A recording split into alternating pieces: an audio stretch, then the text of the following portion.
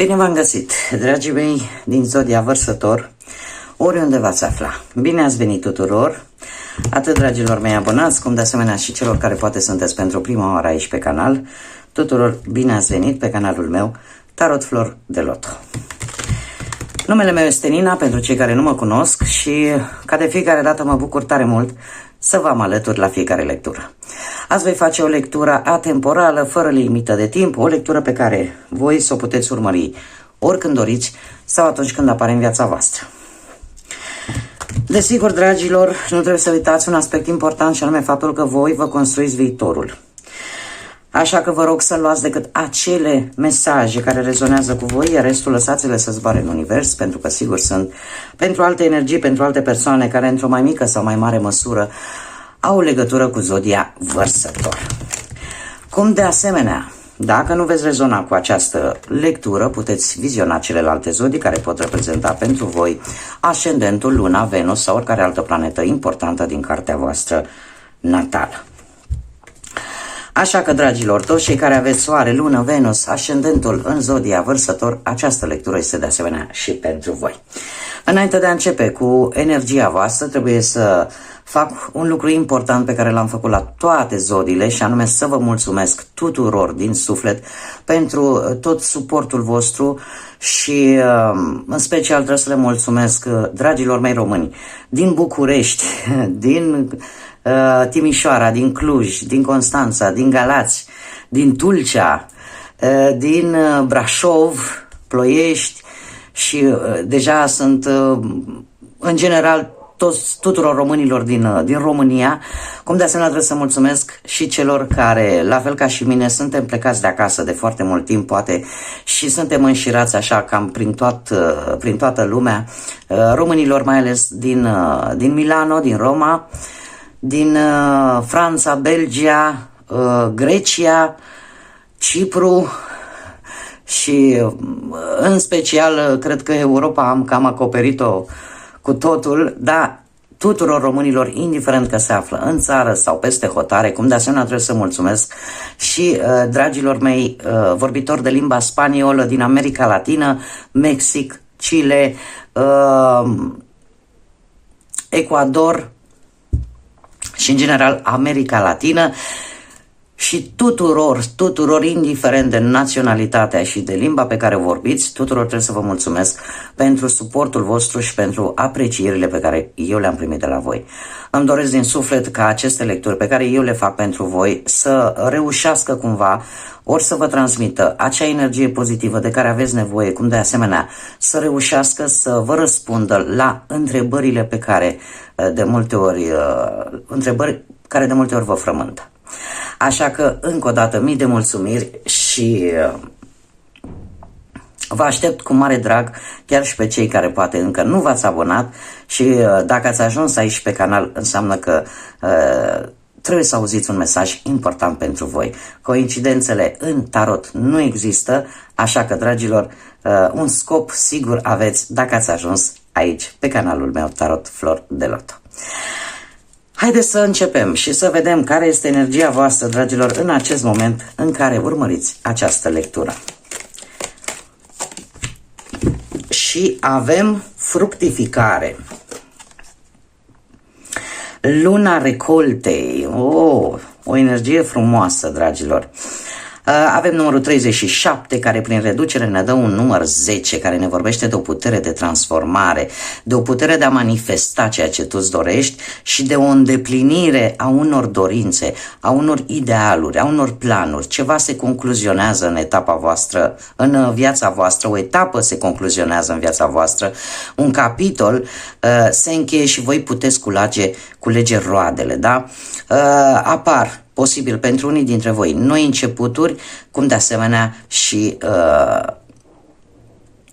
cum să spun eu, este un nou început după un sfârșit, în care voi ați concluzionat ceva, în care voi veți culege roadele.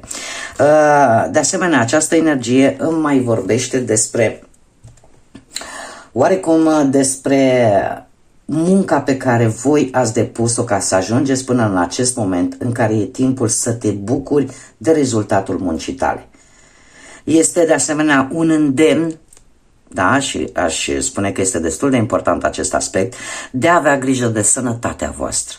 Pentru că e posibil ca acțiunile tale din ultima perioadă să te fi consumat foarte mult, atât fizic cât și energetic. Așa că este indicat în această perioadă, dragilor, să încercați să consumați cât mai multe fructe, cât mai multe legume verzi, în așa fel încât să contribuiți la o bună funcționare a organismului, atât din punct de vedere fizic, cât și din punct de vedere energetic și mental. Nu este o energie rea deloc. Haideți să vedem ce ne spune tarotul despre viața asta profesională în următoarea perioadă de când urmăriți această lectură. Și haideți să vedem ce vine pe plan profesional pentru dragii mei din Vărsător în următoarea perioadă. Și avem un 4 de cupe. Dragilor, se pare că ați avut o perioadă în care efectiv ați simțit poate că parcă nu mai vedeți rezultate. Da? Cumva tot ați încercat în ceea ce privește viața asta profesională, nu știu, poate să căutați un job sau poate la locul de muncă cumva a intervenit, ca să zic așa, un pic dezinteresul, poate din cauza faptului că nu erați plătiți destul de bine. Dar a fost o oportunitate pe care voi ați prins-o. A apărut o șansă de dezvoltare, de progres în viața voastră profesională pe care cel puțin unii dintre voi au prins-o, iar asta v-a făcut efectiv să lăsați tot ce a fost negativ în urma voastră și să mergeți înainte cu acest 8 de cupe. Veți merge înainte. 8-ul de cupe îmi vorbește foarte mult de încercarea aia în permanență de a rezolva ceva și cumva la un moment dat vei renunța brusc și poate vei începe să cauți un alt job. De ce? Pentru că a apărut o oportunitate pe care era cât paci probabil ca să o pierzi cu acest 4 de cupe. De ce? Pentru că, cum am mai spus, 4 de cupe, mai ales pe plan profesional, vin cu șanse, este adevărat, dar trebuie să fii atent să nu le pierzi. Iar 4 se repetă de 2 ori cifra 4 care vorbește de stabilitate. Cumva ai reușit să obții acea stabilitate pe care ți-ai dorit-o de multă vreme sau pentru care ai muncit foarte mult pe planul ăsta profesional. Da? Dacă vorbim de locul de muncă, nu știu, poate că oriceva la locul de muncă s-a rezolvat.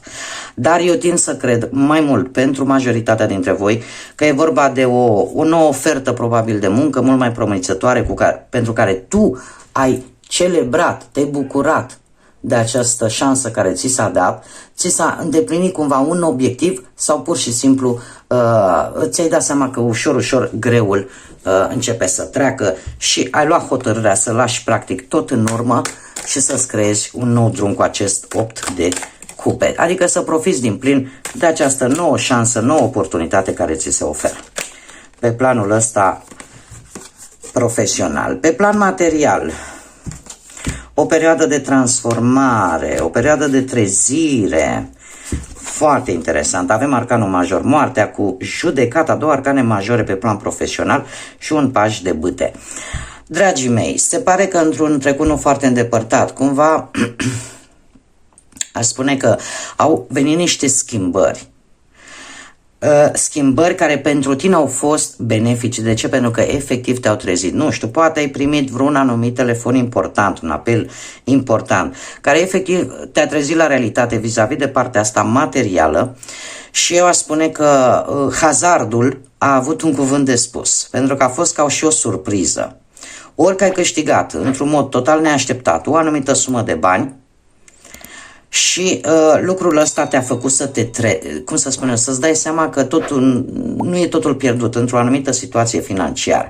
Cu judecata aș spune că e posibil să fi semnat anumite contracte sau să fi venit niște bani din anumite moșteniri, anumite documente favorabile pentru tine. Sunt ca și, le-ați putea numi așa, niște lovituri de noroc. Da? Care, chiar dacă ele nu sunt în cantități exorbitante, dar care te stabilizează, exact acea stabilitate pe care tu o căutai. Iar acest paj de bâte, aș spune că vine cu, cu disiparea acelor probleme financiare. Da? Ori prin în general văd aici o creștere, poate, nu știu, un salariu mai bun, da? Sau, de asemenea, vorbește de un câștig neașteptat, da? Care, dacă n-a apărut, va apărea în viața ta și eu aș spune că te va echilibra foarte mult pe partea asta financiară. Haideți să vedem pe partea sentimentală pentru cei, prima oară, care sunteți deja într-o pereche. Să vedem ce vine pentru dragii mei din Vărsător în următoarea perioadă de când urmăresc această lectură în viața lor sentimentală în pereche. Haideți să vedem. Și avem un 3 de monede. Un 3 de monede care îmi vorbește despre o apreciere pe care ați primit-o posibil din partea perechii voastre. Ia stați așa, că sunt foarte multe. Haideți să mai încercăm.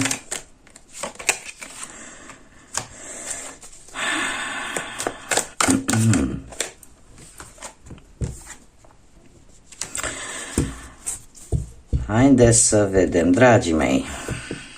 Cei care sunteți într-o pereche, e posibil ca în acest moment cumva toate lucrurile, să zicem, că au mers foarte bine până la un anumit punct în care e posibil unii dintre voi, ori perechea voastră, ori posibil să fie avut ceva probleme de sănătate. Iar cu acest 5 de cupe aș spune că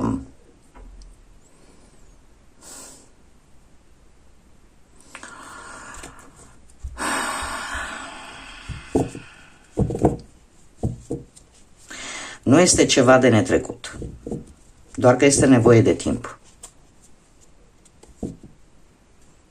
Este nevoie de timp. Trebuie să vă spun un lucru. E posibil, ori voi, ori perechea voastră, cum am mai spus, am două variante. Ori e posibil ca unul dintre voi să aveți ceva probleme de sănătate, iar asta cumva să perturbe oarecum un pic relația asta de pereche, dar asta nu înseamnă că totul este pierdut cu acest 5 de cupe, pentru că 5-ul de cupe în general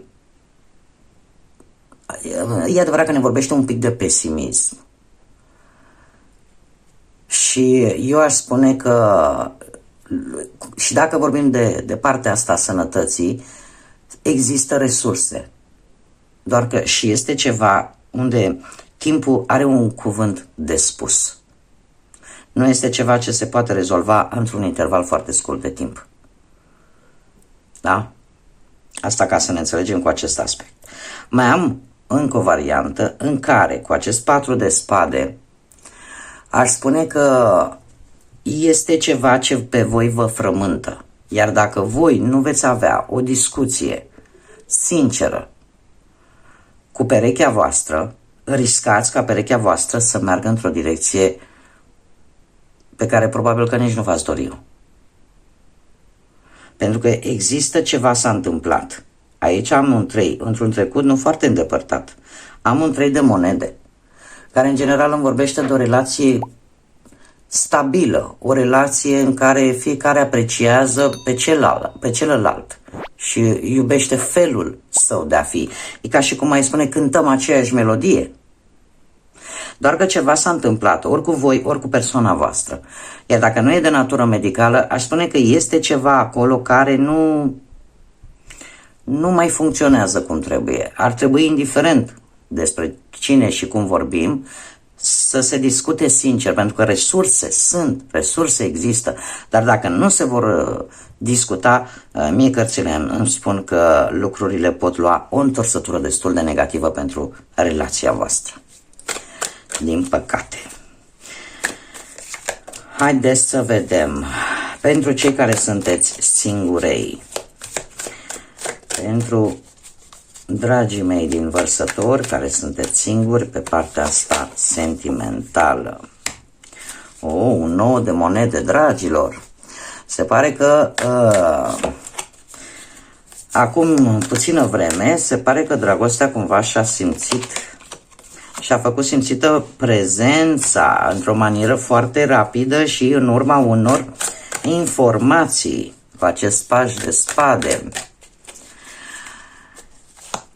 Unor informații pe care voi le-ați primit vis-a-vis de cineva care pe voi, ori persoana asta se interesa de voi, ori voi v-ați interesat de persoana asta și ați aflat ceva așa, o mică bârfă, da, ați cerut informații.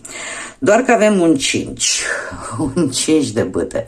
Trebuie să vă spun un lucru, pentru cei care sunteți singurei. Sunt și alte persoane interesate de această persoană, nu numai voi. Sau, mai poate să fie un lucru, ca voi să fiți cum să spunem, sunteți în ochiul de interes al mai multor persoane, nu numai al uneia singure. Și aici e posibil să apară un mic, n-aș zice chiar un mic conflict, dar apare o competiție.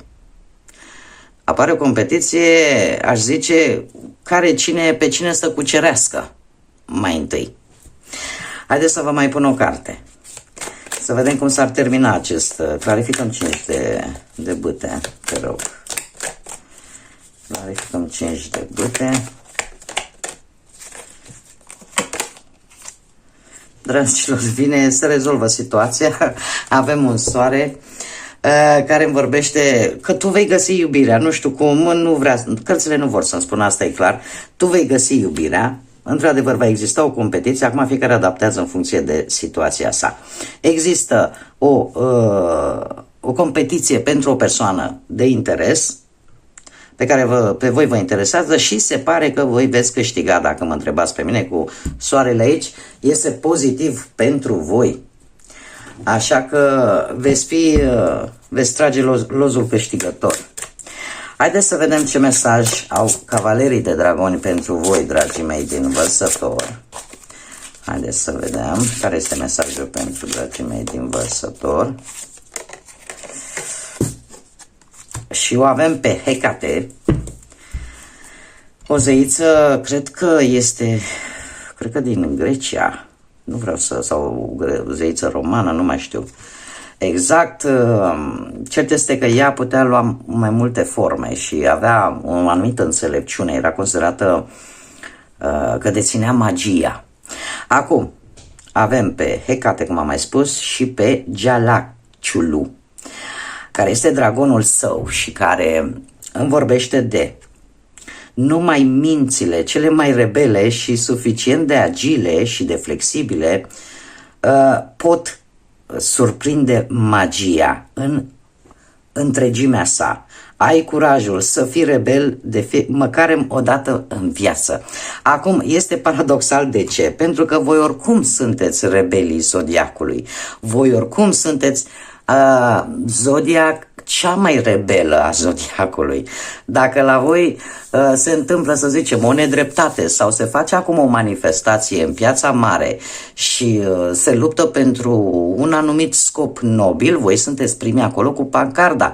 Da? Deci voi oricum sunteți, prin natura voastră, ca și zodie, sunteți acele energii care sunteți rebele. Faptul că unii dintre voi, posibil, să fie uitat acest aspect important, vine ca o aducere aminte acest mesaj, da?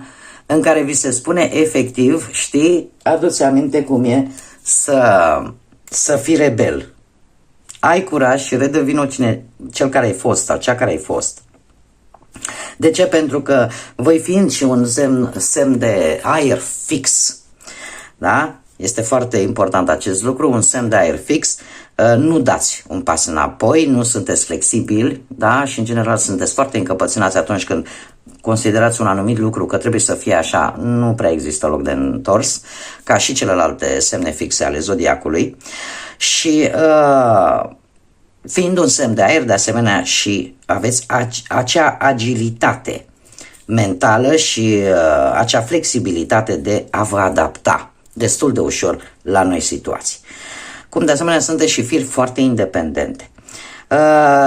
Mesajul este unul foarte simplu, să fii măcar rebel, dacă nu ai scos Vărsătorul din tine, este momentul probabil să o faci și permiteți să ai curajul să fii rebel măcar o dată în viață.